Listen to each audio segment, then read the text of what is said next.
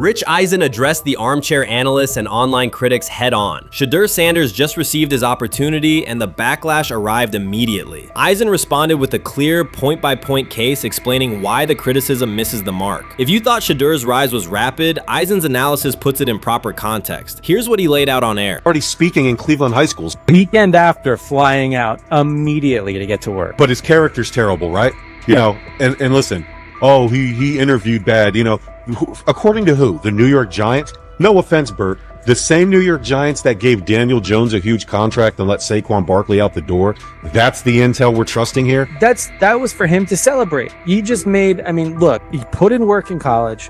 He had the privilege of being coached by his father. Which we all would love and do. Turned around not one, but two programs in college football. And then literally for any athlete, being drafted at the highest level is a success story in itself. Rich Eisen delivered a direct response to the critics. He addressed the online claims reducing SHEDEUR Sanders to Deion Sanders' son instead of evaluating him as a quarterback on merit. Eisen challenged those assumptions and refocused the discussion on performance, preparation, and opportunity. Say Kenny Pickett had strained his hamstring.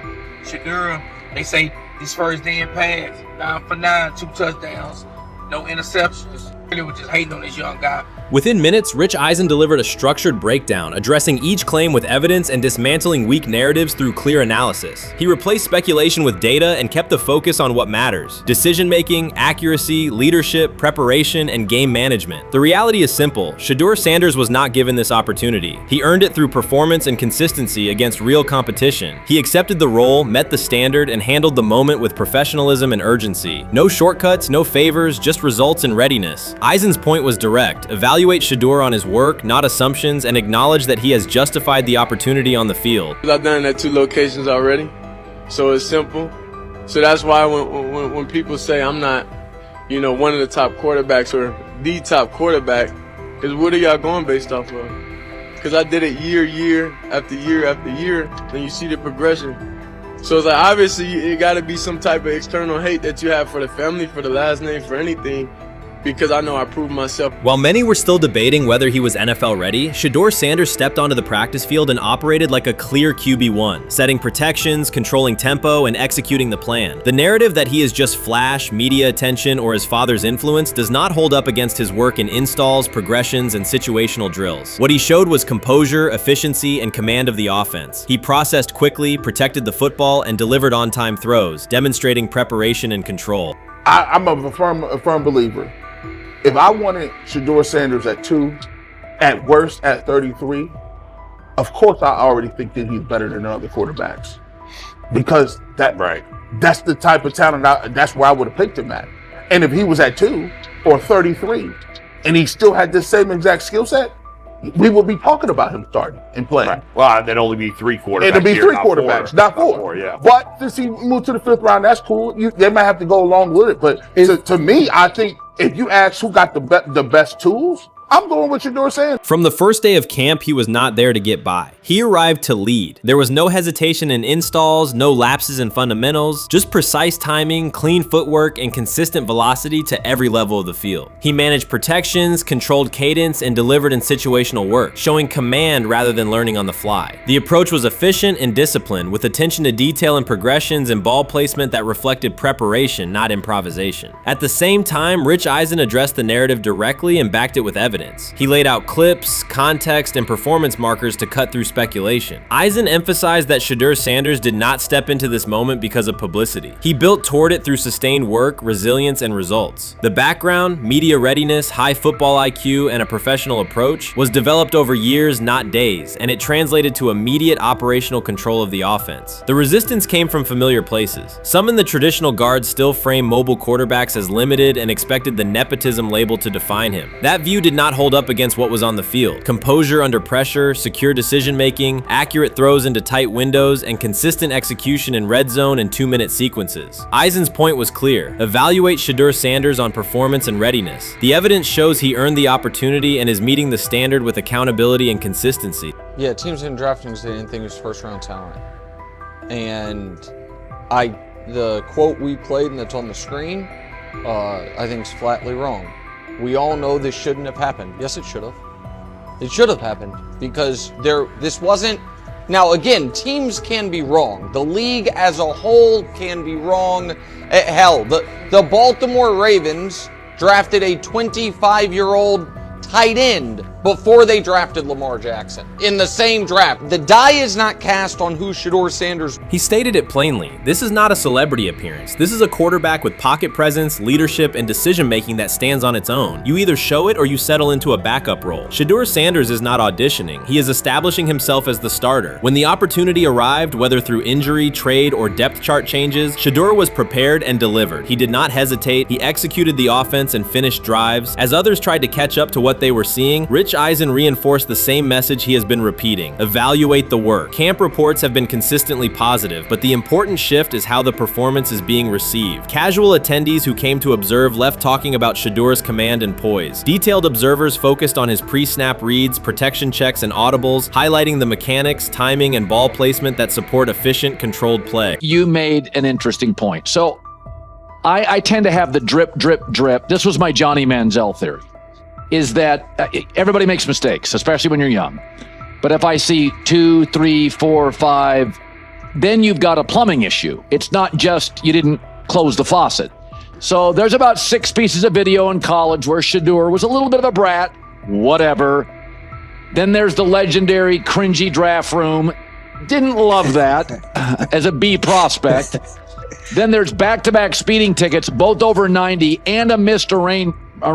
The NFL is navigating unexpected headlines after a former Browns coach publicly defended SHEDEUR Sanders in response to reports of multiple speeding tickets. The coach's statement has sparked extensive online debate. Supporters welcome the show of loyalty, while critics question the motive. Sanders now finds himself at the center of an unforeseen controversy, and observers want to know why a Cleveland coach is standing so firmly in his corner. The story is developing rapidly and continues to draw intense attention. When it came out that he got a speeding ticket, I said it's not really that big a deal.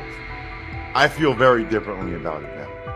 Over 40 miles an hour over the speed limit, less than 2 weeks after you just got a ticket.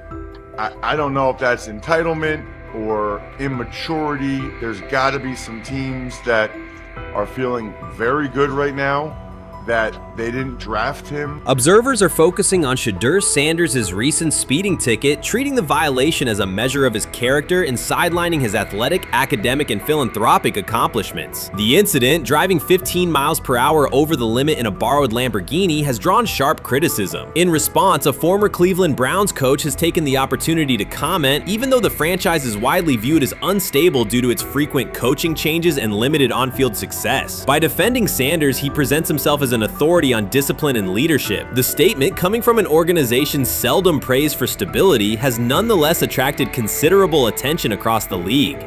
You want to defend him a little bit. I thought this was an interesting take.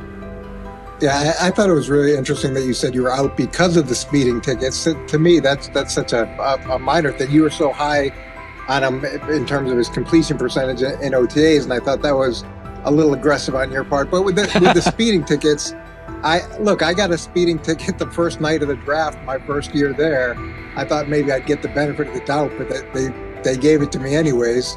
As soon as the former Browns coach defended SHEDEUR Sanders, social media erupted with commentary, resembling the volume of draft night coverage. Posts and opinions appeared within minutes, and criticism escalated rapidly. Detractors amplified Sanders' minor speeding violation, while supporters argued that such reactions were disproportionate to a single traffic citation. SHEDEUR Sanders received 2 speeding citations, and the minor traffic issue quickly drew national attention. Before considering the former Browns coach's response, it is useful to clarify the facts. Sanders, son of Pro Football Hall of Famer Deion Sanders and a current college quarterback, was twice ticketed for exceeding the limit while driving a high-performance vehicle. Commentary on social media escalated rapidly, with critics framing the incident as a significant character concern, even as the league has historically tolerated far more serious legal transgressions. Stepping into the debate, a former Cleveland Browns coach, best known for a tenure filled with losses and contested decisions, issued a strong public defense. He argued that 2 speeding tickets should not define Sanders' reputation or overshadow his on-field talent and community work, urging a balanced assessment of the player's actions. I don't love it from a 5th-round draft pick. I don't love that it happened multiple times,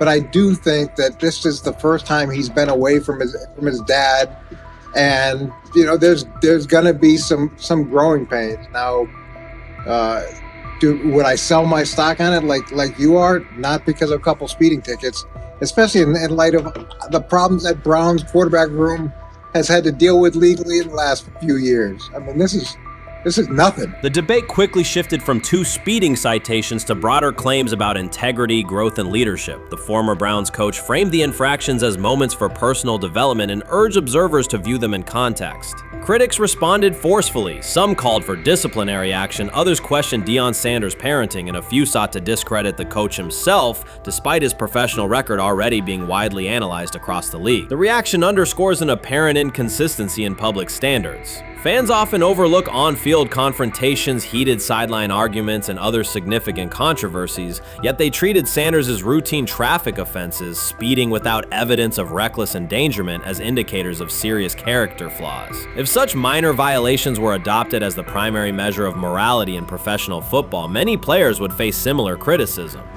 Sports media amplified the story almost immediately. Television panels dissected SHEDEUR Sanders' decision-making, treating 2 speeding tickets as indicators of deeper character concerns. Networks aired detailed segments under banners such as red flags and road rage, repeatedly questioning whether the citations might affect his draft evaluation. Although Sanders is already regarded as a first-round prospect, analysts emphasize that NFL teams value discipline and legal awareness when forming final assessments. Many commentators overlook the fact that other high-profile players have faced more serious offenses without similar scripting. Throughout the coverage, the former Browns coach defended Sanders, portraying him as a talented quarterback subjected to disproportionate criticism in a culture that expects near-perfect conduct. His argument was thorough and methodical, asserting that the traffic violation should not overshadow Sanders' skills, work ethic, or future potential.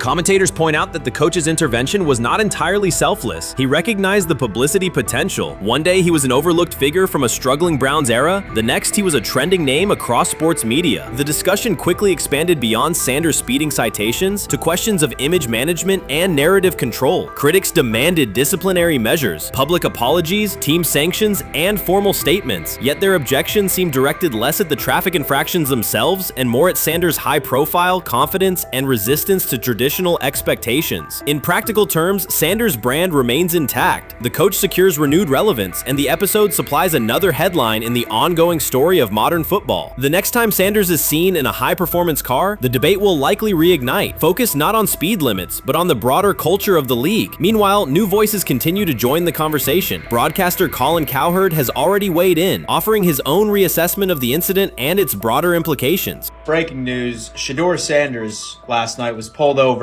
going 100 miles per hour. All right, he clocked 101, 41 miles an hour over the speed limit in Cleveland. He will have the opportunity to fight the ticket in court. Now, I'm not exactly sure where he was pulled over, whether or not that it was in Ohio or whether or not that it was in his home state. But typically when you're going 40 over, that's flirting with the line of reckless driving. Folks, I gotta tell you, I don't understand what it is with these young men driving at absurd speed. Colin Cowherd's view of SHEDEUR Sanders shifted abruptly. Days after praising the quarterback's poise and skill, he appeared on air to declare that Sanders is overhyped, unfocused, and distracted by celebrity. The reversal was immediate, without any gradual reconsideration. Cowherd now frames Sanders' 2 speeding tickets as evidence of poor judgment, even though he has defended other quarterbacks facing far more serious off-field issues. The sudden, wholesale withdrawal of support leaves viewers questioning the consistency of Cowherd's criteria and illustrates how quickly media narratives can change when minor incidents receive outsized attention. This is okay. nothing. Okay. How much of this is? I mean, Jimmy Haslam has his hands all over Manziel, has his hands all over Deshaun Watson. Admitted it, man enough to admit it. I saw the reaction in the draft room when they took SHEDEUR Sanders. It's pretty obvious it wasn't the coach and the GM's pick. How much is this? This team has 8 last place finishes in 13 years owning it. How much of this is we don't have a very good owner here like Washington, D.C. and the Commanders? Yeah, I didn't love the owner stepping in and saying, hey, you got to take this guy in the 5th round. And I doubt they'll ever admit to it. While Colin Cowherd urged teams to move on from SHEDEUR Sanders, former Browns coach Eric Mangini offered a more measured response. Mangini, whose tenure in Cleveland was marked by mixed results, used his platform to provide context rather than condemnation. Instead of sensationalizing the speeding violations, he encouraged viewers to consider Sanders' circumstances. A 21-year-old quarterback whose life is scrutinized both on and off the field. Mangini acknowledged that the tickets were mistakes, but emphasized that they do not by themselves define Sanders' character or future. He noted the extraordinary attention athletes received today, combining the responsibilities of quarterback, public figure, and social media presence. Under such pressure, missteps are magnified, and criticism multiplies quickly. Mangini concluded that any evaluation of Sanders should weigh the totality of his behavior, performance, and growth, rather than isolate 2 traffic citations as decisive evidence of poor judgment. He lied to us all when he said that this was going to be an open competition, a 4-man open competition when it comes to the QB situation up there in Cleveland, in which, from the looks of it, all we've seen it be was a 3-man race. The only people that has been getting reps in with the first team or with the veterans are Joe Flacco, Kenny Pickett, and Dylan Gabriel. We've never seen my boy SHEDEUR Sanders get a chance to get in. Even with him doing the things that he has been doing up there, he has yet to get in with the... SHEDEUR Sanders was caught off guard by Coach Kevin Stefanski's recent remarks, which have sparked talk of bringing in another starting quarterback. Commentators are debating whether Stefanski's comments reflect eroding confidence in Sanders or a brief lapse in judgment, but the rookie now faces intensified scrutiny over his role. The Browns, we got an analyst that says that SHEDEUR Sanders should have some kind of a ban? Banishment of some kind? Come again? Say what? For what? And we've got, this would be more troubling. If I'm a Browns fan, and this is where we're going to start, potential dissension in the ranks of the front office and the coach. And over what? Quarterback. When a program's headline quarterback suddenly becomes the subject of sideline murmurs and quiet searches for replacements, the situation is unmistakable. It's a breach of trust. SHEDEUR Sanders, the passer who put Colorado back in national conversations with his production and profile, has just received a clear message that his job security is in question. Coach Kevin, the assistant previously considered to be in Sanders' corner, made remarks that ignited speculation about changing quarterbacks. Fans, analysts, and even Deion Sanders are now reassessing the team's unity and its true plan for the position. The comment was no accident. It was a deliberate signal that the staff may soon elevate a backup. For perspective, SHEDEUR Sanders did not step into ideal conditions last season. He was sacked so often that Colorado could have dedicated a locker to every opposing edge rusher who reached him. Could I possibly go to bat for Kevin Stefanski as a great head coach? No, I couldn't. Could you go at bat against him, saying he's a horrible head coach? No, I can't. I think that's why we fall in the middle. I think that's why in a lot of these discussions, and that's why a lot of the rankings, you see him right now in that 15 to 20 range, somewhere in that middle pack of NFL head coaches. I've said earlier, Kevin Stefanski has already been given more head coaches than any coach I've ever seen in Cleveland.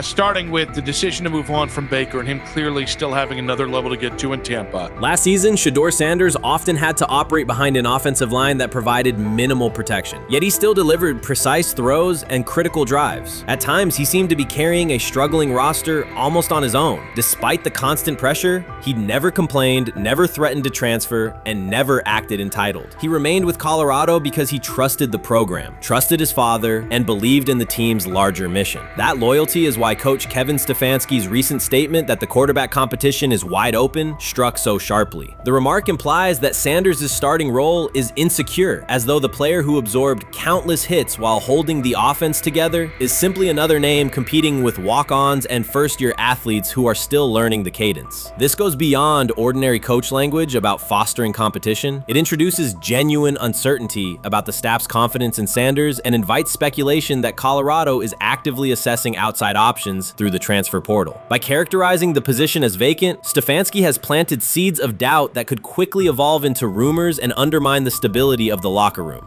I'm sorry, but when it comes to quarterback, I'm gonna defer to my head coach, generally speaking, especially one with Stefanski's track record and how he's viewed across the league. So this is interesting because it tells you Kevin Stefanski's not a SHEDEUR Sanders guy. And it also tells us who made these picks. Exactly.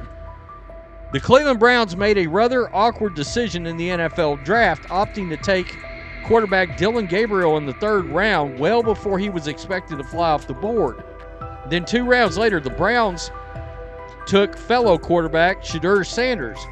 So what exactly is going on? Discussion has begun about whether Colorado is actively evaluating another quarterback and preparing for life after SHEDEUR Sanders.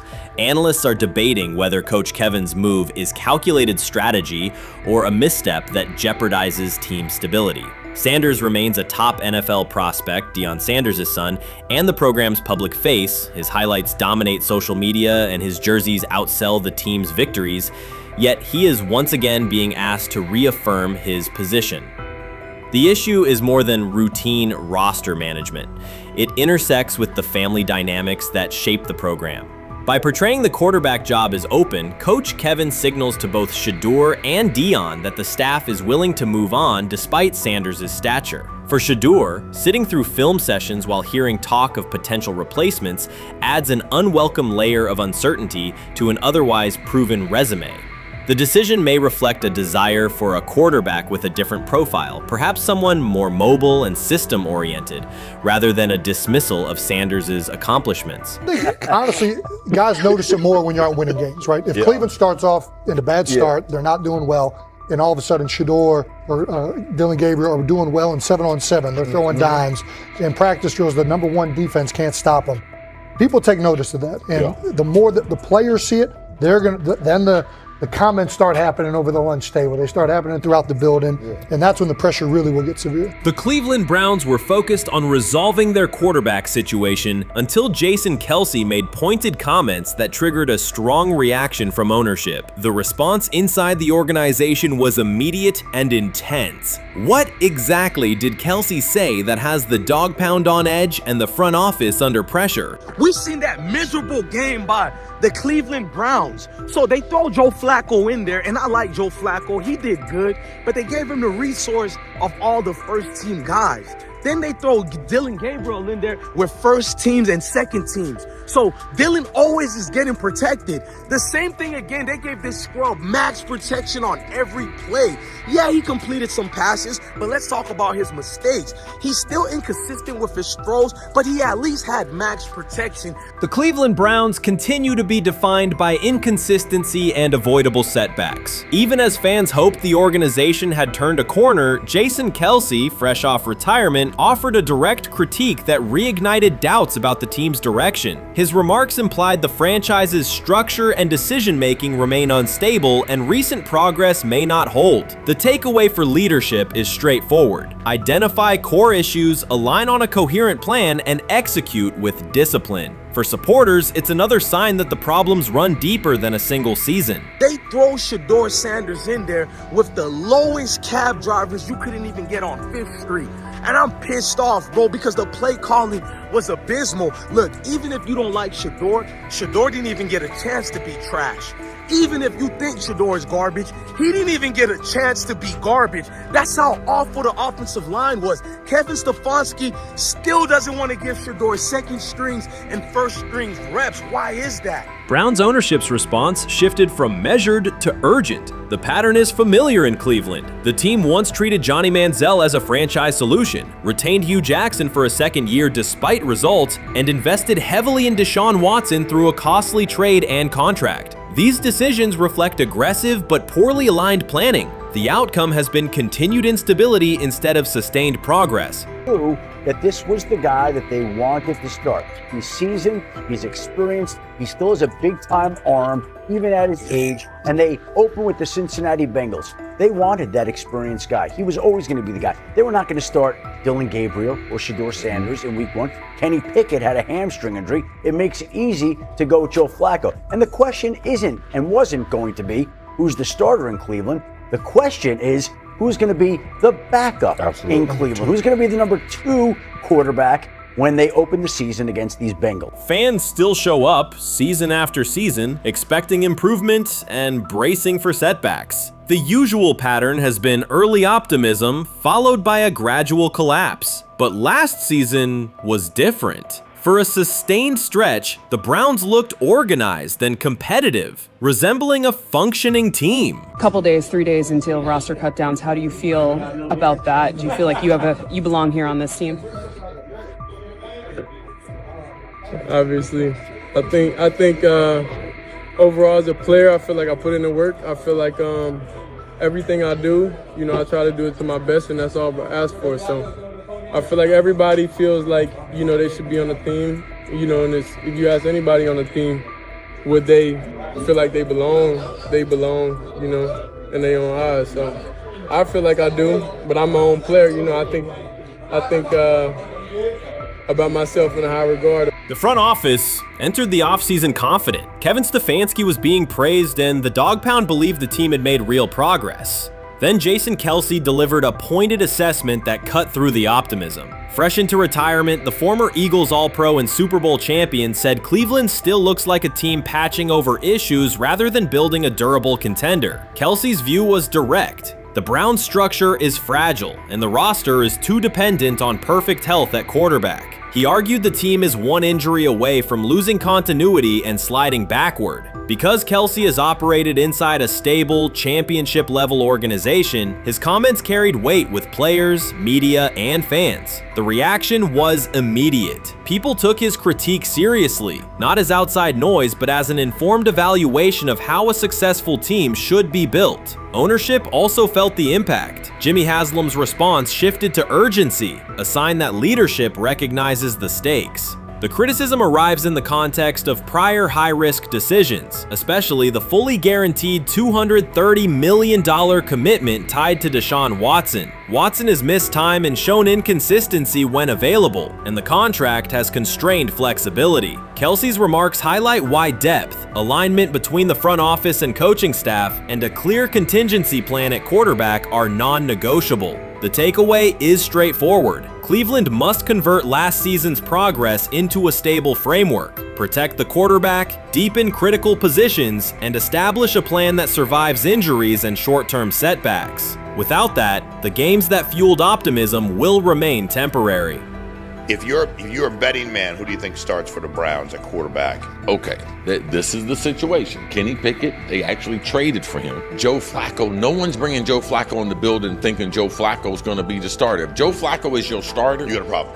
You have a huge problem. And if they were saying SHEDEUR was the starter as the 5th rounder, you got a real problem too, because he passed over all these guys in these reps in the offseason in shorts, in bikini shorts, Speedos and stuff. No. That kind of stuff. So I'm not that surprised. When you put down a 3rd round pick on a quarterback, you do believe he has a certain skill set. Jason Kelce stated the obvious. Cleveland committed to a quarterback who hasn't played at an elite level in years, and Joe Flacco's playoff run didn't change the long-term outlook. Ownership appeared more upset that the criticism was public than by the substance of the critique. Many fans agreed. They've seen this pattern before. Rosters age, injuries are inevitable, and when a single contract dominates the cap, one setback at quarterback can undermine the entire season. Kelce's broader point was about structure. The Browns prioritized the high-cost, uncertain starter over depth and contingency. The late-season surge masked issues that remain: limited cap flexibility, thin depth at key positions, and an offense that lacks a credible plan B. Fans recognize how quickly a strong defense can decline with injuries, and how an offense without redundancy stalls. The AFC North raises the stakes. Baltimore with Lamar Jackson sustains a top standard. Cincinnati with Joe Burrow returns to contention when healthy. Pittsburgh rarely slips below .500 under Mike Tomlin and wins with defense and consistency. In that environment, Cleveland can't rely on perfect health or peak form from one player. The path forward is clear. Diversify cap allocation, reinforce the offensive line and receiver depth, carry a legitimate backup plan at quarterback, and install a scheme that functions regardless of who is under center. Given what we saw yesterday with SHEDEUR Sanders, somebody on the Cleveland Browns is 100% getting fired, probably by the end of this year. The person who's probably going to end up getting fired is Kevin Stefanski, because I know that he didn't want SHEDEUR Sanders on the team. It was Andrew Berry who made that pick. You can't really go against your GM. Bad things happen in this situation. But Shedeur Sanders is not without fault for what we saw yesterday. This is the play that we saw yesterday that has the internet just exploding, where Shedeur Sanders took like a 24-yard sack. Half of the internet is saying that this is all Kevin Stefanski's fault. Cleveland showed progress last season, but the underlying concerns remain. Jason Kelce highlighted them directly. The Browns' long-term plan is fragile, cap-constrained, and overly dependent on perfect health at quarterback. His comments focused attention on structural issues, roster depth, continuity in coaching, and a sustainable offensive approach, rather than a single hot streak. That criticism resonated because it reflected what many around the league already see. Ownership's reaction underscored the sensitivity. Jimmy Haslam has presided over frequent coaching and quarterback changes, and external scrutiny carries weight when it comes from a respected veteran with championship experience. Kelce's remarks reinforce that last year's Joe Flacco stretch was a short-term solution, not a foundation. The team still needs a durable plan that can withstand injuries and inconsistency. The practical takeaway is clear: stabilize the system, diversify cap usage, and build depth at key positions so the offense functions regardless of who is under center. That includes a coherent development pathway for younger talent such as Shedeur Sanders, with defined practice reps, protection, and scheme alignment. Kelce didn't say anything outrageous. He articulated the gap between a brief surge and a credible long-term contender. I have the faith of a mustard seed. Right, because this is the greatest resurrection since Jesus the Christ. Right, like at some point, Joe Flacco was thinking about getting into TV. Yeah. Right, Joe Flacco didn't have a job, and then now you not only come back and start for the Cleveland Browns late in the 2023 season, but they came back around to you, and you're now the day one starter for a franchise that just 2 years ago was in the playoffs. The Browns' quarterback situation remains unsettled. Deshaun Watson was expected to be the long-term answer, but injuries and inconsistent play have prevented him from reaching an elite level. When the team turned to Joe Flacco after Watson's season deteriorated, Flacco immediately lifted the offense and produced results that highlighted the gap between expectations and reality. That a 39-year-old late addition could outperform a $230 million starter was not just a short-term surprise, it raised fundamental questions about roster construction and evaluation. Quarterback depth has been fragile, and the late-season surge masked broader structural problems. Jason Kelce's remarks made that clear. Cleveland is vulnerable if the starter is unavailable, cap flexibility is limited, and the offensive plan lacks a stable contingency. His critique drew attention to leadership and planning as much as on-field performance. Jimmy Haslam's strong reaction reflects the pressure on ownership. The organization has promoted a message of stability and progress, but Kelce's assessment suggested those gains are not yet durable. The path forward requires a realistic approach to the cap, a credible backup plan at quarterback, and a system that holds up regardless of personnel. I view things as I got time. I got time to be able to grow and mature, and be able to understand the ins and outs of the defenses and be able to get the good insight from the vets in the room. So I look at it as, a plus. And whenever, it's time for me to play. Shedeur Sanders rolled into Browns camp and instantly made the whole practice feel like a recess pickup game. NFL vets suddenly looked like they'd forgotten the playbook and were just trying to keep up. With that being said, I see some balls coming out of Shedeur Sanders at that camp, and I'm like, kind of looks like a guy. Yeah, I'm ready. He can sling it. Ready to. I see him, some of the veterans, how they talk to him, mic'd up, see what he's doing in the community. Talking about Njoku there? Njoku, Mike that, but once you see, different little interactions and things like that, I know he has the talent. We'll see. It'll be a competition that usually brings the best out of guys, especially young guys, so I'm interested to see how that quarterback situation. Right after Shedeur Sanders tightened his cleats and the Browns settled in for what they figured was a routine camp day, the whole vibe tilted sideways. No blazing comet, no UFO touching down at midfield, just a swagger-charged quarterback striding in like he'd crashed the wrong league and thought, yeah, I'll stick around and run this show. The Browns had no clue what storm was rolling in. You'd expect an NFL team to do a quick scout, maybe pull up a highlight reel or two, but nope. They greeted Shedeur with a shrug, only to watch him seize the field on snap one and run the whole operation like a seasoned pro. First and foremost, he's been the best quarterback in camp. Now look, Joe Flacco ain't had many opportunities. There was a whole day I saw he didn't throw the ball at all. Here's my theory on the situation. They already know who's starting in the number two is. They already know. Joe Flacco and Shedeur Sanders is already locked up. You're missing the boat, people. You're missing the boat. Your boy, Kenny Pickett and Dylan Gabriel, oh, they're fighting. SHEDEUR didn't merely clock in, he hijacked the session. One moment he's loosening his arm, the next he's roasting veteran QBs like faded names on busted draft boards. Defensive coordinators everywhere had the same gut punch reaction.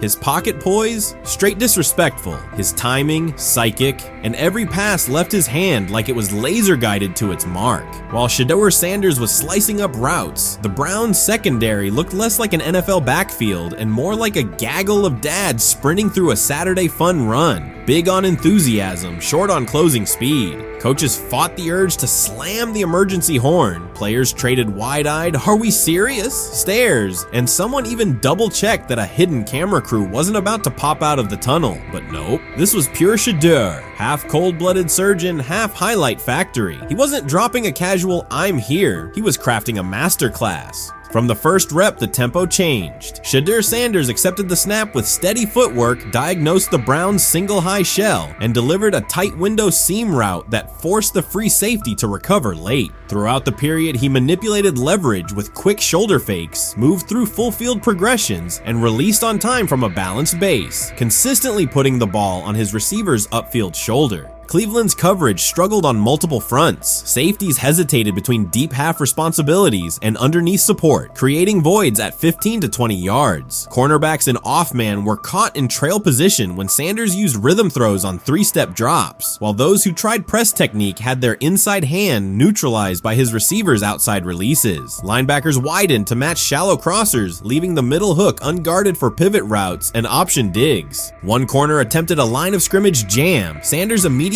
adjusted the route to a back shoulder fade, releasing the ball before the break and rendering the press ineffective. Over the session, he showcased pocket discipline, reclimbing to maintain throwing lanes rather than drifting, and finished with a series of anticipatory throws against cover 2 cloud, fitting vertical outs between the flat and deep half defenders. Sanders' combination of rapid post-snap processing, precise ball placement, and pocket efficiency exposed coverage mismatches at every level and highlighted communication gaps in the Browns secondary. By mid-session, the Browns defensive staff clearly recognized their calls were outmatched. Every adjustment, a roll to cover 6, a simulated pressure, a late rotate to 2 high, was neutralized once SHEDEUR Sanders confirmed the post-snap picture. Routes that had taken weeks to script were beaten by timing and location. Comeback set at 12 yards broke open before the corner's transition. Slot seam-outs dotted the void between the flat and deep half defender, and boundary receivers beat press with quick hand techniques, receiving the ball before the trail man could recover. Sanders' command was methodical. He used cadence to freeze plug blitzes, re-ID'd the mic when linebackers sugared the A-gaps, and maintained a firm base so he could reset and fire without resetting his feet. His receivers benefited from that rhythm. Top of the stem, eyes back, ball delivered on their upfield shoulder, allowing immediate transition to YAC. The Browns front tried a late stunt to compress the pocket. Sanders climbed 2 steps, re-spotted the shallow crosser, and delivered in stride, turning a potential sack into a 20-yard gain. What stood out most was how little ramp-up Sanders needed. From his first series, he processed full-field concepts at tempo, cycling through progression reads without hitching. The poise under interior pressure, consistency in ball placement, and ability to manipulate zone defenders left the Browns' coordinated disguise packages ineffective and forced them into static coverage by the end of the period.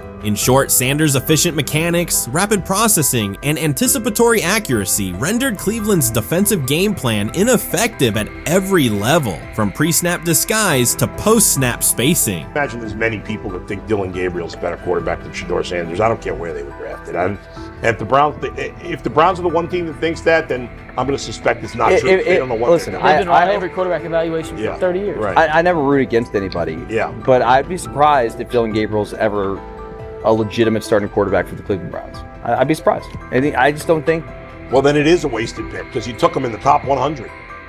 Yeah, but potentially. Yeah. may get away with it because of SHEDEUR. An edge rusher chirped at SHEDEUR Sanders between snaps, hoping to shake his rhythm. On the very next play, Sanders answered with a 30-yard laser, a deep dig from the boundary side that split the single high safety and the trailing corner. He hit the top of a 5-step drop, kept a firm base, and delivered on time to the receiver's outside shoulder, turning what should have been a routine rep into a sudden change explosive. From that moment on, every coverage wrinkle the Browns tried, rotating from cover 3 to quarter half, flashing a Tampa 2 shell, mugging both A-gaps, was met with a precise counter. When corners pressed, Sanders adjusted the route to a back shoulder fade. When safeties widened, he checked to a glance post. When linebackers bailed, he found the running back on a delayed option out of the backfield. Even late simulated pressures couldn't move him off his spot. He simply climbed, reset his feet, and fired. As Cleveland's defenders rotated through checks, Sanders manipulated them with cadence and eye discipline. He froze weak side safeties long enough to create intermediate windows, then feathered the ball into those lanes before help could arrive. When the Browns finally dropped 7 and matched every route, Sanders tucked the ball and converted 2 separate 3rd and 6 situations on the ground, reminding everyone that his mobility is as calculated as his arm. By the end of the session, the defensive coordinator's call sheet looked obsolete. Sanders had neutralized blitz looks, exposed spacing issues in zone, and forced the unit into static base coverage just to survive the period. It wasn't a camp drill anymore. It was a clinic on timing, processing speed, and controlled aggression, delivered snap after snap by a quarterback who never needed a warm-up lap to own the field. They never planned on taking him. The problem is,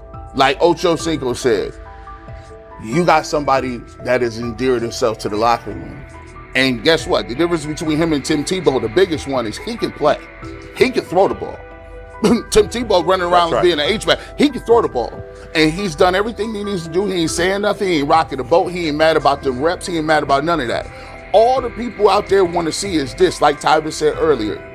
We want to see what he can do with Jerry Jeudy. That's it. I want to see what he can do with David Njoku. I want to see him with Junkins. I want to see him with the first running backs. If you are cooking, if you are beating down the doors with the 3s and 4s, guess what?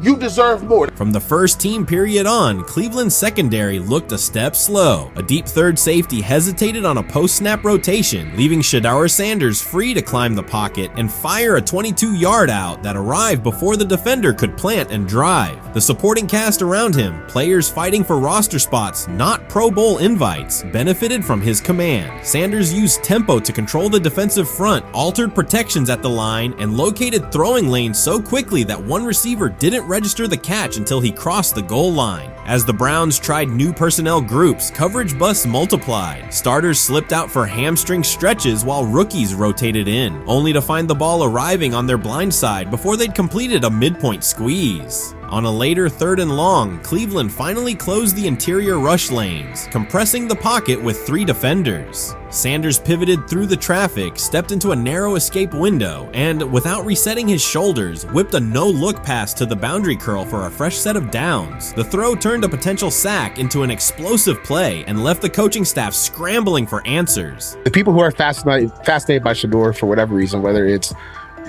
his play, I guess, last year was kind of fun. If you're just like a guy who grew up like loving Deion Sanders and passed that love on down to your kids, I can see why you're like that. The one thing I will give them is you're looking at this quarterback room. If you're a fan of SHEDEUR and say, why can't he go beat Dylan Gabriel or Joe Flacco or Kenny Pickett? So I do understand that part of it, right? Because why not? Why couldn't he be the Brown starter in October or November? That looks like a quarterback room where everyone will get a chance to start.